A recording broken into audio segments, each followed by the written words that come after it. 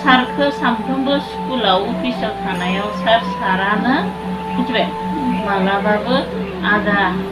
आफा नङा नों आफा होनगोन नामा सारखौ ना बाबा होनगोन नामा बाबा नङा सार जागोन आरो दा बेखायनो होनदों बिबार खानाय माने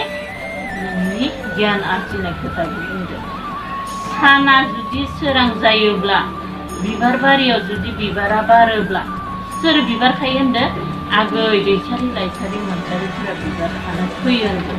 फैयोबा इसोरखौ लोगो लादोनै आखाइ हमै हमै थांदिनि फै बिबार बारियाव गावदां बिबार सुहाब जाहाबगाव बारनानै दङ बेफोरखौ सिखिरिफोरा बिदै सोबगासिनो दङ बेफोरखौ खानो थाखाय जोङो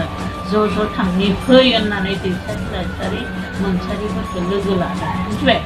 ओमफ्राय बिबारखौ माबायदि खानांगौ बिबारखौ दानो जुदि जों खानानै लायाब्ला सानजौब्ला बिबारा सिरिलांगोन होनना बुङो सोनाबनि बार फैयोब्ला बेखायनो जोङो बे बिबारनि खोथायाव गियानखौसो बुंदों गियानखौ जों दानो जुदि सम थानायावनो आरजिना लायाब्ला देरबा रागआव लाङोब्ला गियानखौ आरजिनो हाया होनना बुङो ओरैनो थांफिननांगोन जों थैलांगोन मानसिया ओरैनो थैलांगोन गियानखौ जुदि दानो आरजिनानै लानो हायाबा बेहाय बेखौनो बुंदों फै जोङो गियाथि निमाथि सिख्लाफोरा माने ओरैबायदि गोसो होथाबनानै बिबार खागासिनो दङ बेफोरजों जोङो लोगो जानो थाखाय बिबारखौ खानो थांनि होनना बुंदों गियानखौ दैसारि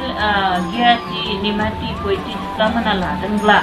जोंबो मा होनदों गियानखौ आरजिहैनि फै होनना बुंदों बिसोरजों समान जानो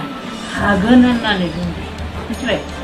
बेखायनो दा नोङो बिहेबखौ उन्दै समावनो सोलों आइखौबो बाबाखौबो माथो होनो रोंनांगोन मान होनो रोंनांगोन आगैखौबो अननो रोंनांगोन आबैखौबो मान होनो